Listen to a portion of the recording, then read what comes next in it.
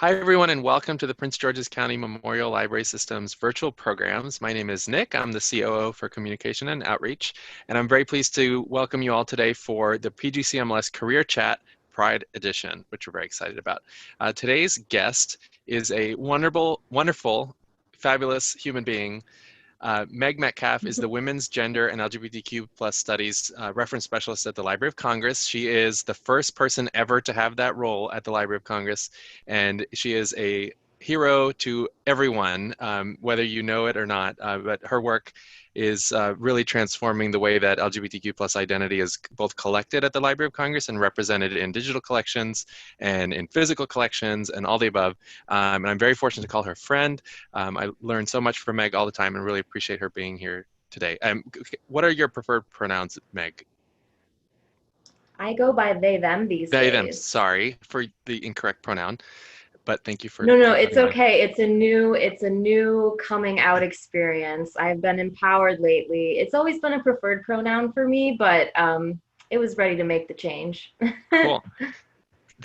And this is a teachable moment for all of you watching in. It's really important now to ask folks what their preferred pronouns are so that we can ensure that we do our best to honor their wishes and their identity, their born identity or the identity that they are working with at a moment. So encourage everyone to please don't be afraid to make that ask and be humble enough to acknowledge when you've screwed up, because it is important that we kind of be real in honoring our friends and colleagues' wishes. So thank you, Meg, for your grace with allowing me to have an error there. But so, Meg, tell us about your work and where you came from. Okay, so I went to the University of Wisconsin in Milwaukee, and I was very lucky because I was able to get both my master's in women's and gender studies and my master's in library and information science at the same time. So that saved me a lot of time and credits and money. And so then it was really great because I was able to teach and work in women's studies and develop my research and scholarship there. But I was also working and teaching in the library. So I was doing reference, I was doing instructional design, I designed an inclusivity and ambassadorship. And then my bachelor's degree is also in women's and gender studies. For a long time, I wanted to, and I actually figured it out being and working at a bookstore. So I actually chose my university because I knew I wanted to be a librarian, and I knew they had a good program, and that I could also do women's studies there. So that's kind of how I shaped my career path. And ended up at the library. I think I got the job when I was about 26. So I was fresh out of grad school, and I started in the Humanities and Social Sciences division, which corresponds to the main reading room. So in addition to working with researchers from anywhere from an elementary school student all the way up to postdoc, doing events and outreach and collection development. So it's really a great job in the sense that I get to really flex and work in all these different areas. And I'm not really tied down to any one specific area of reference, which is really fun for me because I like to be busy and I like to do a lot of projects. But yeah, it can be a little overwhelming sometimes. Cool. So can you tell us a bit about what kinds of things you did in high school in terms of school or extracurriculars that informed where you are now? Or didn't, or just were fun things? It's funny because I feel like I had a pivot where when I started high school, I was kind of an overachiever in the sense that I was all honors classes, student council, that kind of thing. And then I sort of pivoted into the punk scene, which was a little bit different. And so I think in terms of thinking about how politics and art and culture and gender and sexuality are all kind of interconnected, social justice, I definitely learned about that in the punk movement starting in high school. I'm honestly just glad that my hair grew back after everything that I did to it. Cool. Yeah. And are you still the chair of Globe? Well, so I guess right now I'm the acting chair. We shut down the library in the middle of the epidemic. And so the big issue with the library is that not everyone has email access. So not all of our members can even vote right now. So yes, I'm the emergency acting chair, and someone's going to take over for me. soon, I think, hopefully. Yeah. So for anyone who doesn't know, Library of Congress Globe is the LGBTQ plus employee association at the Library of Congress. I am a past chair as well, and I used to work at the library with Meg. It's a really important organization, and it really reflects, if you think about it, um, an organization in high school that's a club, whether it's around a social justice topic or theater or whatever like that. In workplaces, we have groups too, where we're able to come together if we would like to kind of find our community and then work together to achieve some common goals, whether that's in terms of staff visibility or programming representation in an institution and things like that. And LC Globe was one of the first federal government LGBTQ plus employee associations. It was originally named after the Federal Globe Network, and there's a Federal Globe Association where it stands for gay, lesbian, or bisexual employees. Obviously, we have grown our terminology significantly since the early 90s. So we just kind of refer to it as LC Globe, and then the description clarifies that. Another important organization that we both belong to is the Rainbow Roundtable of the American Library Association. Can you speak a little bit to the special anniversary that they have this year, which is also the same as the Pride anniversary? I'm forgetting because DCLA, oh, so it's 50. Thank you. 50, so you yes, just I led me out. I'm actually really excited because the president's program this year is actually all about serving trans patrons in libraries. And so that's going to be on June 24th. And now I'm trying to remember. Check the ALA scheduler. I'm pretty sure it's at 1:30 p.m. But lots of virtual programs going on these days, so please double check.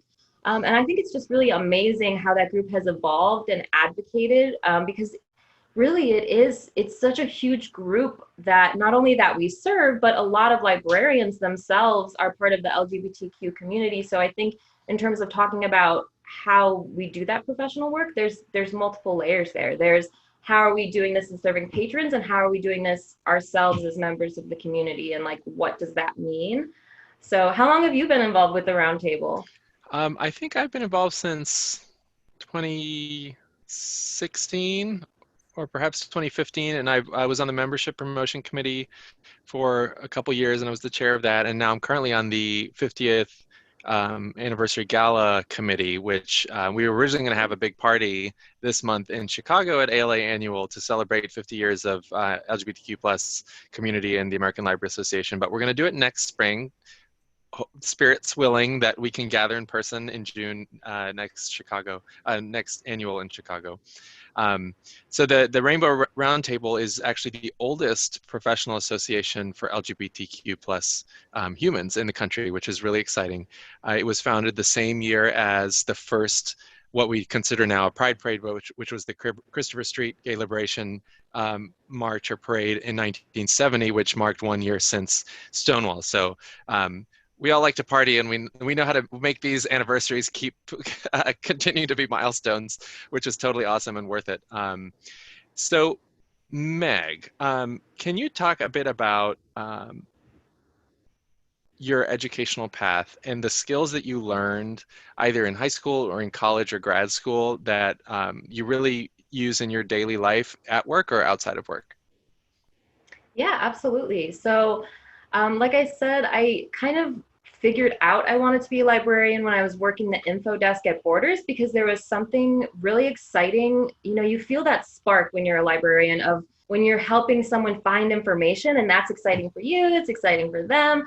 So right away, I started looking into library science programs. And the first thing, I asked some librarians for advice, and I think that's a really important part, is that you have to be willing to like accept advice and kind of ask for help from people who are in the industry. Don't be afraid to do that, because all of the best skills I think that I have, I've learned from other librarians. So they let me know kind of what the scope of the field was, kind of where the job opportunities were. And then I ended up, they said, you know, get a degree in a science or a social science before you get your MLIS. And the other thing they told me was get a library job, no matter where it is on the totem pole. Get a library job as soon as you possibly can, because then that will count for work experience, which it actually did, which is how I inevitably got my job at the library. Another really important thing that I learned while I was at the university was the importance of having like an online portfolio. I think that really sets people apart is like documenting their projects, no matter what level, no matter if you're an undergraduate or where you're at in your professional career. I think it's important that you document that online because that is very much how employers are looking for you. And I think deciding on women's studies was sort of like, it was like a happy accident. I was already a feminist pretty much since I heard the word. But I took my first women's studies class, Intro to Women's Studies. I didn't really know what it was totally. And from Intro to Women's Studies, I was completely hooked. There was no going back. So my goal was always to do women's and gender studies, LGBTQ studies. So I thought I would be doing it at a university, academic library track. And then I ended up doing it for the United States of America. So that's pretty cool. Awesome. Yeah. Yes. And we can all, I can assure everyone that the collective history of the LGBTQ plus community is in very good hands with Meg. And she's got a great network of colleagues at the library and also partner organizations all over the world, really, who are making sure that this history is documented Absolutely. and preserved and accessible to anyone who wants to explore it. All of that isn't obviously accessible online because of various reasons with copyright and digitization capacity and stuff.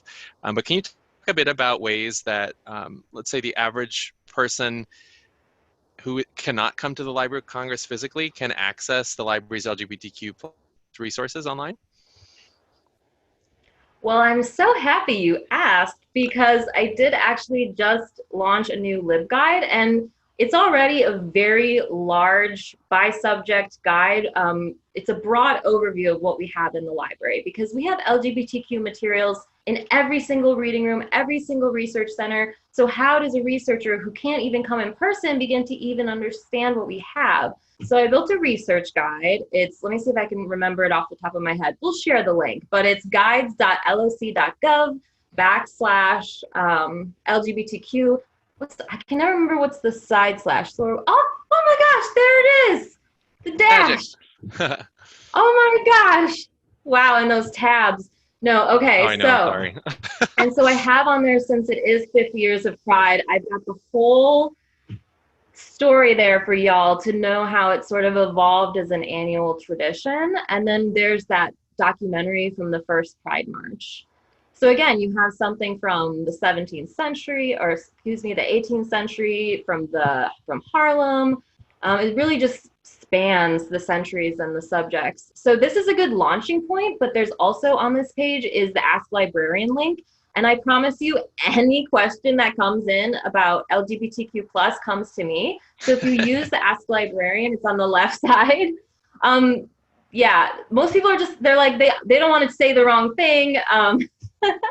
So if you send, if it's LGBTQ anywhere in there, it's going to come right directly to me.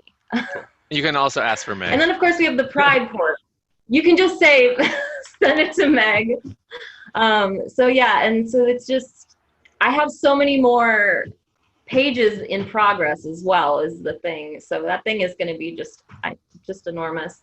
But then under the resources, we have like the audio and video resources, and then the regular resources tab, which links to all of our guides. So this is a good place to kind of get a start. But I think anyone who can't come to the library is going to be really well served by talking to a librarian who can correspond with them and give them search strategies and maybe send some scans. And we have plenty of time to do that sort of thing right now. So yeah. Cool. So in a similar vein of what the Library of Congress does here at the Prince George's County Memorial Library System, we are doing a crowdsourced virtual community pride quilt. And through June 26th, we are asking folks who live in the county or who have some connection to the county, if you have any kind of visual item or short video or photograph, or if you have a piece of artwork that you can take a picture of, we would love to get that from you so that we can include it in our virtual pride quilt, because it's a really important thing that we document actual humans activities with everything. And there's some information here on our Pride portal. You can see here that's the information about the virtual community Pride quilt.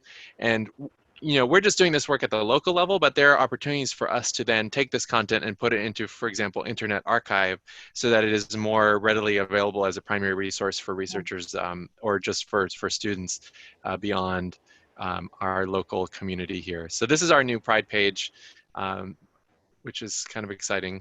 It's first Wow, for our that looks system, great. and got lots of good book recs Ooh.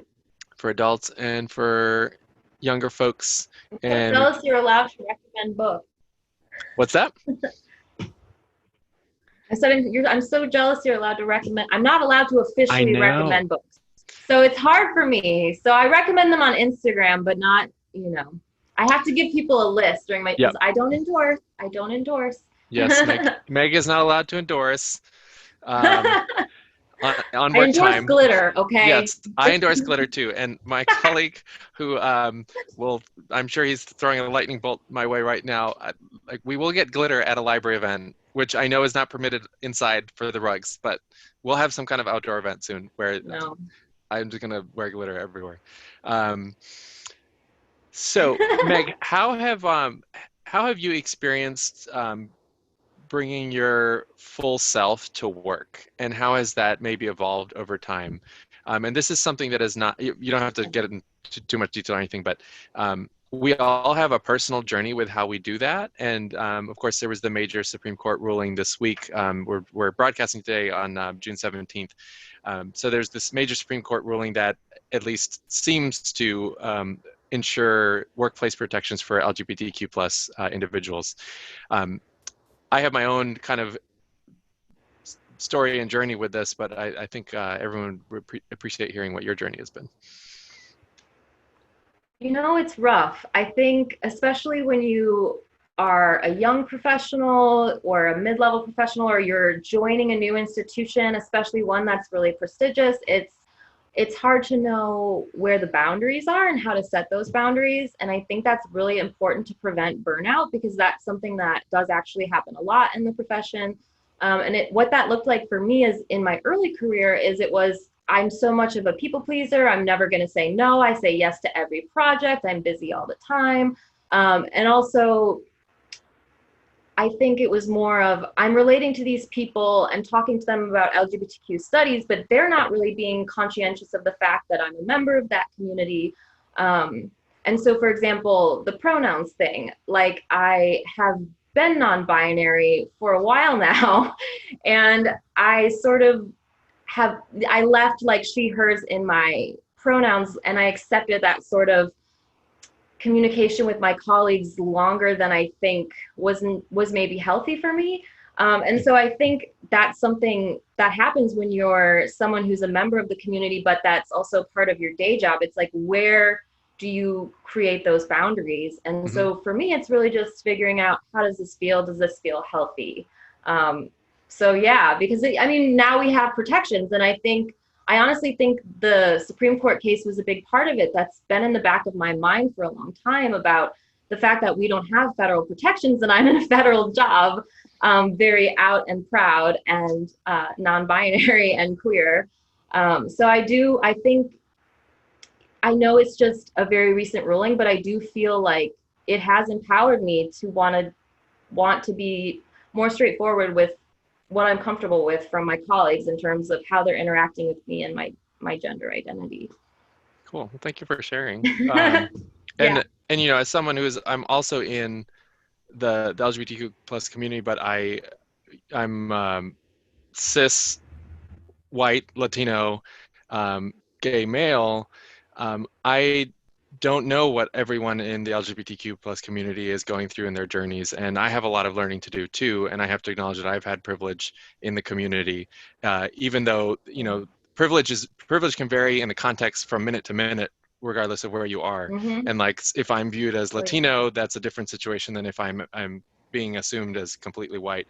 And it's a very nuanced kind of conversation that has to continue happening, so that we can learn from each other and better respect all of our LGBTQ plus siblings, and be there to support folks who have different experiences than our own, which is, we might think that we're doing that already, but there is a learning curve. And, you know, as much as you can have conversations like I'm having now with Meg, where we know each other well enough that we're able to have kind of an open, frank conversation, where I can learn, where I can do better, as I have even in this program. And I know I have a long way to go still. But as soon as we all kind of realize that these conversations have to keep happening more regularly and more comprehensively in our lives, I think we're going to continue to see a lot of forward progress that corrects, you know, even the racism that exists within the LGBTQ plus community, or even the transphobia that exists within the LGBT community. And one of the things that stood out to me in watching Pose, which I know there's a lot of,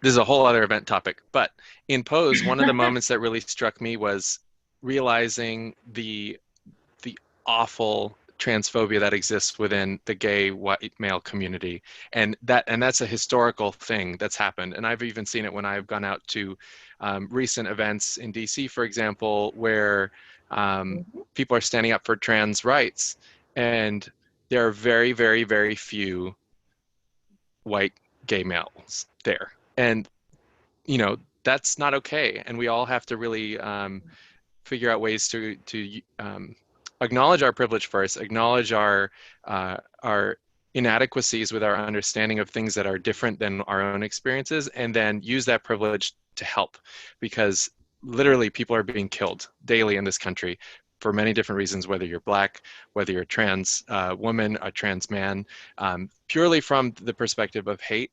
And we can't sit idly by. And this stuff happens here, locally, everywhere. There, I mean, if you can look at the data about attacks on the trans community that have gone up exponentially in the last 3 years, and it is shocking.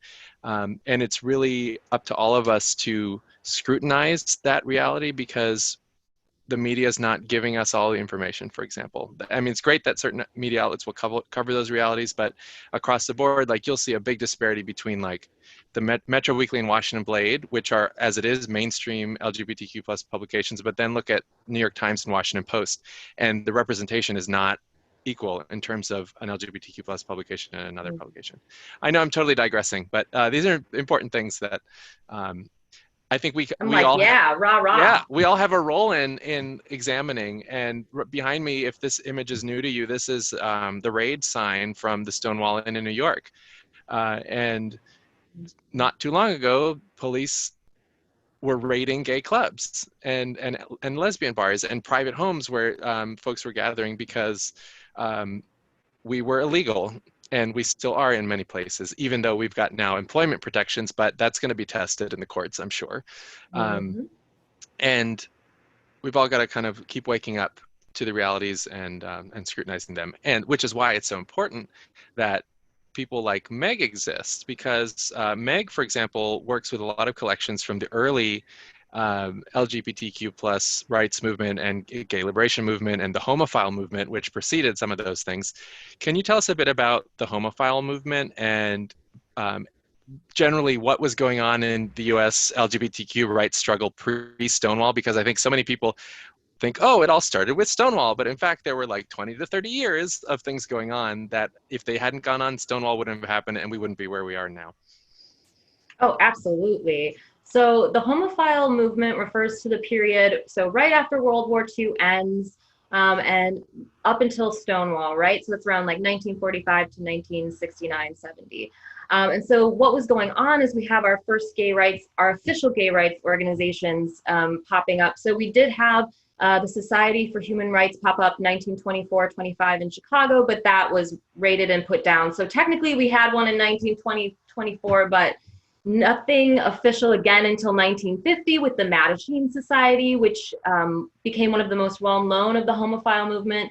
And they began actually as a secret club, and they were really radical in the beginning and actually founded, a lot of them were communists and card-carrying communists. And so that's actually how the structure was, but I digress. And so then people weren't as comfortable with the secrecy and they wanted to open up a little bit. And so then you see the One Institute being founded, and they published One magazine. So that's the first LGBTQ publication to circulate nationally in the United States. And then the Daughters of Bilitis, they were actually not aware of the other homophile groups, but they were finding themselves the victims of these gay bar raids just at trying to meet other or even socialize with other women. And so they actually started out as a social group and again became this national organization with local chapters all over the country. So that's sort of the structure of the homophile movement. You have big national chapters, usually on the coasts, and then you have the little chapters throughout the United States. But then, of course, there was also a lot of other organizing going on in the 60s in terms of like the women's movement and the anti-war movement. And so all of those things sort of came together to make Stonewall. So I think it's important to both recognize like the homophile movement and the Mattachine Society, but in terms of like people of color, they were doing like the Black freedom movement and all sorts of other things that I think without those movements, we wouldn't have had Stonewall.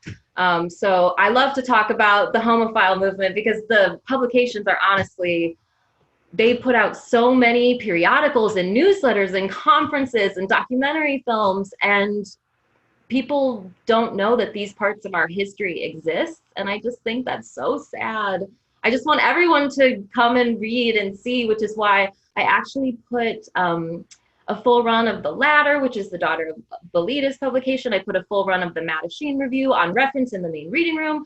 So when we reopen, people can come right in and just pull it off the shelf because most people have never heard of these publications before. And actually, because they were ephemeral and obscene for the time, very few libraries actually collected this kind of material. So we're very lucky that the post office said, this is very obscene, we're going to seize it and dump it off at the Library of the Congress. And then they just didn't end up throwing it away. So we really lucked out and have like an amazing LGBTQ periodical collection because of that.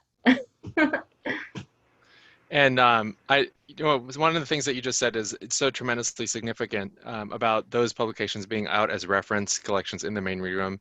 I don't know, people who are tuning in, you might not kind of be into library history or anything, but for that to be happening is such a significant step in the history of our country because our national institutions have not always taken the position of bringing all identities and all collections to the forefront for the public and researchers to kind of know exist. And this is a result, somewhat of times changing in society, but, we can all be really excited and grateful that our history as an LGBTQ plus community is now literally in the most hallowed space in this country for preserving American history and culture. We won't talk about the Smithsonian or the National Archives, even though they would say the same thing. But the main reading room of the Library of Congress, at least in the library world, is that most hallowed space. And now Meg's next challenge is how does she make sure more parts of the LGBTQ community are represented in that space, along with Mattachine, along with Daughters of Belita's. And it is a continuum, and there are benchmarks of achievement, and this is the same in terms of human rights and social justice. It is a continuum, and we cannot ever rest on these laurels that we achieve. We can acknowledge them, we can bask in the glow of being more recognized by our community, which is so important. And when we talk about the fatigue factor, you've got to take time to acknowledge those moments. But as soon as you're done with that, you're on to the next thing because you already had a long-term plan, right? So, and Meg has been, if you were to watch the Library of Congress's LGBTQ plus representation from pre-Meg to now, like quite easily, and I'm totally biased, I'll say Meg and her colleagues, including people in the librarian's office, who have made it possible for this part of the collections to come forward for the public. Like there has been so much accomplished in the last 3 years, 4 years, 5 years that was only possible because of work that happened for 20 years before that. But the visibility of this change has been tremendous, and I think it's unprecedented in the history of the Library of Congress, at least in terms of increased visibility. So, Oh, absolutely. yeah. Meg, do you have a closing thought on how the LGBTQ plus community can really make sure that we live life and our work lives in a way that respects our own identity and then also supports and cherishes the community's existence as a whole? I think for me, the thing is you're not going to always get the validation from the people you're trying to show the new way, right? So a lot of times we end up working with people from all sorts of different backgrounds. In my situation, a lot of my colleagues are decades older than me, and there can be these communication barriers. And so basically my advice to you is to get an LC Globe, like wherever you, if it's not possible where you work, you know, get a community of people who understand what you're trying to do and who can give you that acknowledgement and that validation. Because otherwise I feel like the sense of isolation could just be too overwhelming. So yeah, you just really need to form and cherish your community and care for them and allow for them to care for you. And that's been really important for me to keep me going, because all of these changes, they do take quite a bit of effort and quite a bit of time. So to have those cheerleaders at your back, I mean, I don't know what I would do without LC Globe and without you and all my great friends. Likewise. Oh, Awesome. Well, if you don't, well, you might not have known who Meg was before coming to this program, but now you do, and I hope that you all check out the Library of Congress's LGBTQ plus resources. Meg's career is a really amazing example of how you can combine your passions with education and then also opportunity to get work experience to then find yourself in a situation where you are having a tremendous national, international impact daily without even realizing it. And Meg realizes it, but yeah. from the outside, like if you know, if you want to have that impact, get into librarianship, get into being an archivist, work in museums, work in a nonprofit institution. We all collectively can have positive impact from wherever we're sitting. And I think we're most successful with that when we're able to combine our personal passions with our work passions. And that is certainly a position of privilege to be able to be in a position like that, which we acknowledge. But as much as folks can dream beyond what you think is reasonable and possible, you'll be surprised at what you can achieve. And Meg is a great example of that. And like, wait till we see Meg in 10, 20 years. Like, Meg is going to be like running the world. It's amazing. And more dogs, hopefully, too. Yes, I mean, and more glitter. Yes. Yes. Very good. Well, thank you, Meg. I appreciate your time and grateful that you were willing to share your experience with our community here in Prince George's County. And we'll look forward to having you for an in-person program sometime soon when we get back, and whether that's zines or LGBTQ plus collections, we'll see, but it'll happen someday. Well, thank you for having me, and happy Pride. Yes, happy Pride. Thanks, Meg. Bye. See you later.